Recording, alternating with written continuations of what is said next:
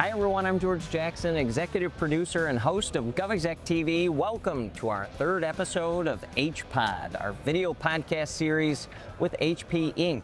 This episode titled Securing AI at the Edge. If you missed episode 1 with HP Federal CTO Dr. Tommy Gardner or episode 2 with COO Matt Berry, check them out. It covered the federal, digital supply chain, artificial intelligence, high performance computing, and a whole lot more.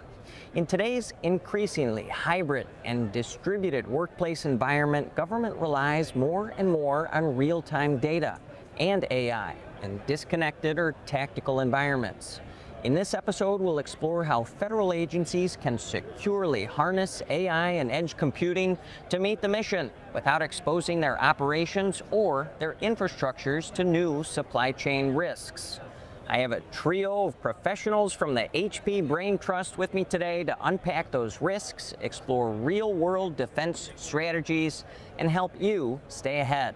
I'm on site at AFCEA's TechNet cyber event here in Baltimore, Maryland with Justin Hancock and Jeff Smith, both work in advanced compute solutions, HP Federal, and Kristin Hempstead. She is Advanced Compute Solutions Strategy Manager for all of HP Public Sector. Welcome all.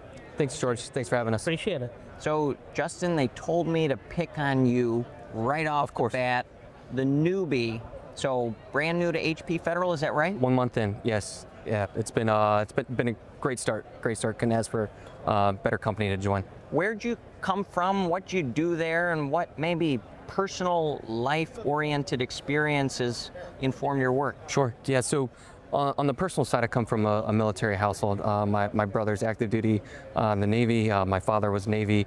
Grandfather and great-grandfather were both Air Force, as well as my uncles were both Marine Recon. So the military is something that I've grown accustomed to, and that's kind of always led a passion for service to not only our military, but also just our federal government and the overall American citizens, right? So that's kind of, really what's driven my passion within my federal IT career. In terms of professional side of it, right? I spent 7 years at Dell Federal supporting the services sales organization there, both covering system integrators as well as the civilian and various DoD agencies.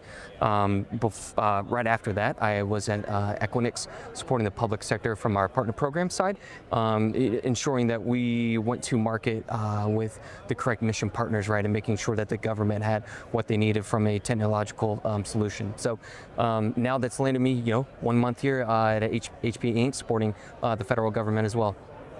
Jeff, how'd he do? I mean, if you were going to grade his performance, like A, B, C, where he's at? A plus. A plus. George. Listen to that. George, I appreciate that. So what about you, Jeff? Tell us about you. Similar to Justin, I come from a military family. Grew up in the DC and surrounding area. Big federal presence, as you can imagine, big military presence. Moved around the country a bit for college and so forth, and brought my family back to the East Coast to live in the area. Been with HP for a number of years, working in the federal space, and I love it. I love the customers, I love the people we get to meet, and every day is a challenge. Outside of Metro DC, of all of those places that you've lived, what is like the number 2? Number 2, probably the Southwest, getting to visit the amazing sites of New Mexico, of Arizona, of Texas. Great weather, great outdoors activities, and I've enjoyed quite a bit of time there as well. Kristin, your purview extends, as I mentioned at the top of the program, all across the public sector. You said before we got the cameras rolling that between you and Jeff, there's roughly 30 years of experience under your belt over at HP. Talk a little bit about you, what drives you, how it ties to this topic we're talking about today, edge computing, artificial intelligence. Sure, thanks George, great question. So Jeff and I both work in with federal customers in the federal sector. I'm along the lines of previously on the product side in go-to-market, and now I'm in the strategy side of working with sales enablement with both the sales and the channel, specifically to Fed, but also covering state, local, and education. So within that market, we're making sure that our both AI workstations and our advanced compute solutions in general cover the federal regulations and requirements, especially when it comes to new cyber threats, whether it be hardware focused or software and application focused. So that's a big important initiative that all three of us are working on out here with customers.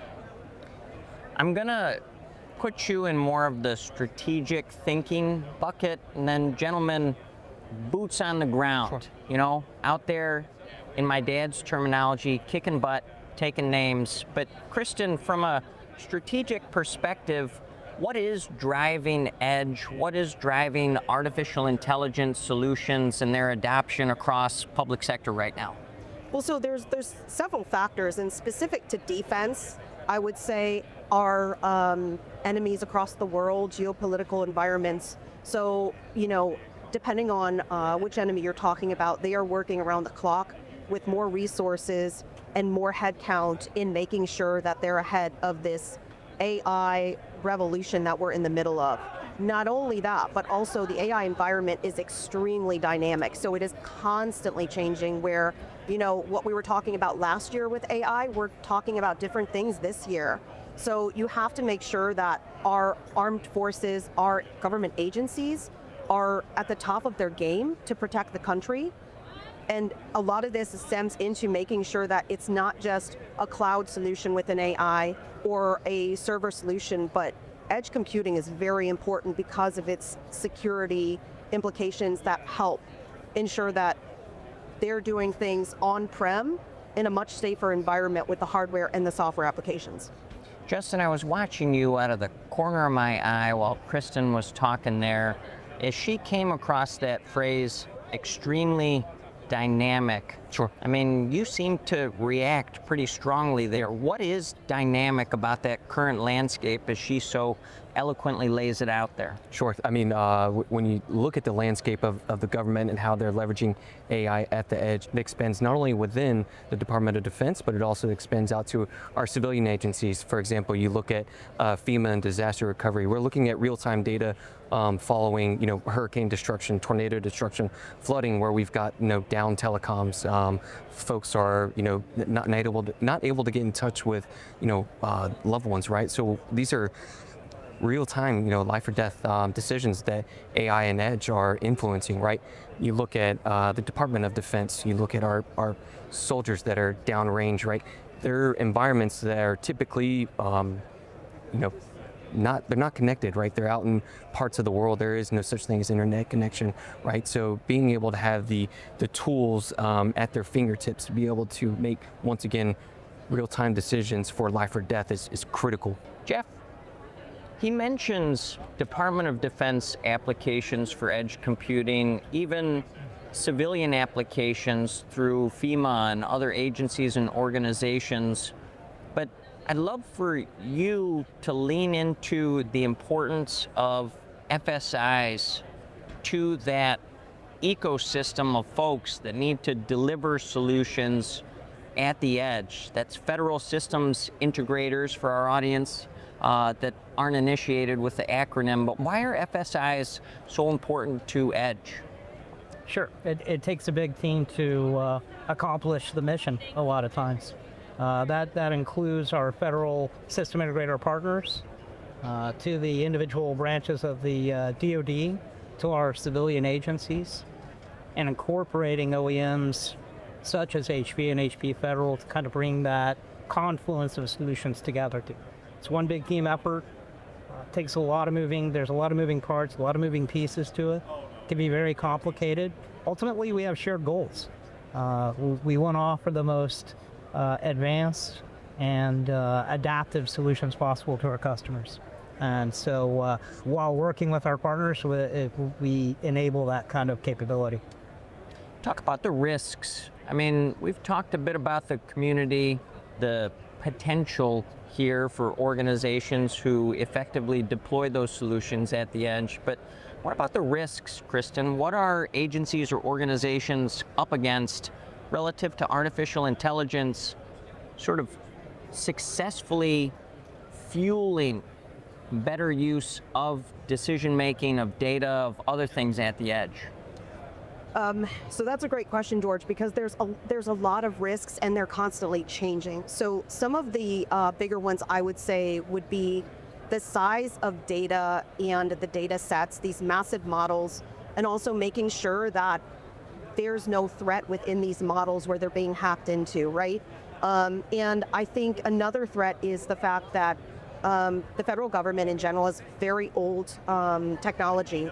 They need to modernize very quickly, and they also need to adapt AI solutions very quickly, and they don't have the resources or manpower or upskilling of their employees to do this. So that's going to be imperative in the next few years for them. One of the solutions that they can do is reach out to the FSIs, the HPs of the world, the NVIDIAs, the AMDs, and help them understand what a true solution that's very secure in the federal space looks like and how it meets their mission in real-time decision making.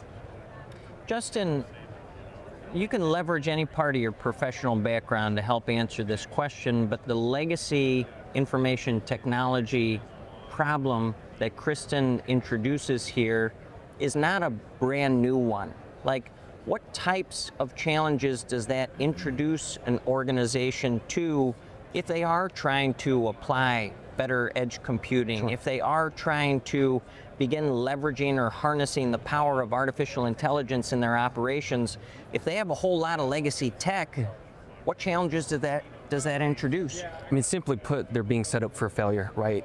These new AI models that we're running, the edge computing, the workloads that are associated with that, their performance requirements far exceed what legacy IT infrastructure is able to provide, right? So it's imperative for our federal government to, quickly, update all systems that are involved, from storage to AI to, workstations, the laptops that are in hands, right? So there's all sorts of different components that go into the IT infrastructure of the government, right? But it's imperative that we start making updates as quickly as possible. Jeff, HP takes on big problems for government on both the hardware and the software side of the equation. Does legacy technology apply to both sides there, or is legacy only hardware? Applies to both to both sides, George. I think one of the benefits of working with an OEM like HP, if you're the federal government, is long life support, both from a hardware perspective as well as continual software development. As we see markets mature, whether it's AI or other markets, HP has been involved for quite some time within multiple disciplines, such as AI, and it really allows the customer that consistent experience, again, whether that's from a software level or a hardware level, to benefit from for the long term. They know where we've been, and we want to allow them to know where we're going as well as a journey. Is there a framework, Kristin, for protections that as you either meet with your teams or you meet with customers or you meet with some of those partners that work really closely with HP, the FSIs, the people who plug into the software and systems that you all produce, are there safeguards, either technical or procedural, that can help agencies reduce risk? So I think from a top-down level, that customers should be looking at what the government currently offers for rules and regulations around AI, around anything technical. So that would be like your CISA, that would be if it's NSA, depending on how technical you want to get, but also just from the OMB announcements in general. Now that being said, from the HP OEM workstation side of it, procedurally, what we highly recommend for edge computing is making sure that when you look at our desktop workstations and our mobile workstations, that you're looking at future-proofing and making sure that you have enough performance that will allow you to run these large models, but also within our workstations, use our secure suite. So we have HP Wolf Security, that also helps. And then we have within that, we have a couple hardware applications that are very specific to not made in China components, adding that level of security, as well as some drives through CDSG called the Citadel and FIPS drives that have CSFC requirements through NSA. So that's going to be a second level of encryption on those drives. And then you can even remove those drives altogether and have data at rest architecture. So I think there's a lot of options, and with that being said, customers really need to educate themselves and make sure they're, again, speaking to different OEMs, different industry folks around what is out there, what is the latest, because I think that the security piece of this is only going to get more and more important as geopolitical issues arise over the next 4 years. Talk a bit, Justin, about the big problems that you're trying to solve for around some of those areas that Kristin pulled out. Like from a mission perspective, and I'm informed by an interview that I had earlier today here on site with the president of technology over at CDSG, is zero trust. Huge example. Endpoints is part of the DNA here at HP. What are some other mission objectives that you're trying to solve for through this combination of edge computing and artificial intelligence? Sure. So there's a couple aspects, right? Let's start with physical hardware. Malicious attempts to actually damage and manipulate equipment is a prevalent issue with edge computing, right? So hard proofing systems, making them essentially intamperable, right, is critical. We look at foreign enemies that are trying to compromise U.S. assets, right? And you look at data that's out there that could be sent home back to foreign enemies. So hardened proofing of our systems is one way that we're looking to solve for that. From a non-physical standpoint, right? Take a look at secure supply chain. HP's taking the necessary protocols to ensure that from the start of the life cycle of the system, we are ensuring that through its production, that supply chain of that system, from every piece that goes into that system, is secured and not tampered with, right? So it's very critical. Kristin, you gave me the old finger guns there on the outside. What jumped out to you? So I think Justin makes great points about the fact that HP Federal does a lot of customizations to ensure that our both intelligence, defense, and civilian agencies have the secure protocols and hardware, accessories, and software applications they need in order to do their missions with the top level security and ensure that future forward as well. So we're taking into account day by day everything to ensure that we are offering what they need now, but also considering future threats, future needs, to ensure that our federal government can run as smoothly as possible without having these, risks through AI that are future, but probably tomorrow at the same time. What do you need, Jeff, from customers themselves to help? I mean, I'm a big fan of the phrase, rising tide lifts all boats. That's right. And that's just the things that you do are not done in a vacuum at HP. You're trying to deliver more security or more mission effectiveness to those customers, but what do you need on the other side? I think it's a two-way street communication-wise. We need to have clear communication both from the aspect of what HP offers the industry. Industry needs to let us know what they need as well. So we need to understand exactly where they're going, and we can help them facilitate that objective by developing solutions for it out. So we put that. Ma'am? And I think that's where our federal systems integrators come into play, where we have strong partnerships with them because they're such good customer advocates for the federal agencies and understanding of what they need, and then also safeguarding those solutions before they get to those defense programs to make sure that they check all those boxes. So I think that us working with our federal systems integrators as well in partnership with our customers and industry is so important to understand those future needs as quickly as possible. I'm going to stay with you and ask about those future needs. Like, look into the future for us. AI at the edge, what's coming? If I'm the chief information officer or chief acquisition information officer, the chief artificial intelligence officer at an organization? Like, how do I lean in the right way right now? So I actually think that that edge with AI is kind of the future. Right now, I think a lot of folks went to cloud, and then maybe they pulled back and went back to server.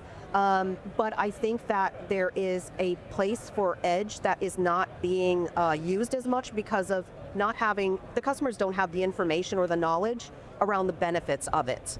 And I think that will be coming much more. And it is being pushed out industry again with our partners at AMD and NVIDIA about the importance of AI workstations and edge computing and how beneficial they are as an overall comprehensive AI model with cloud and with server.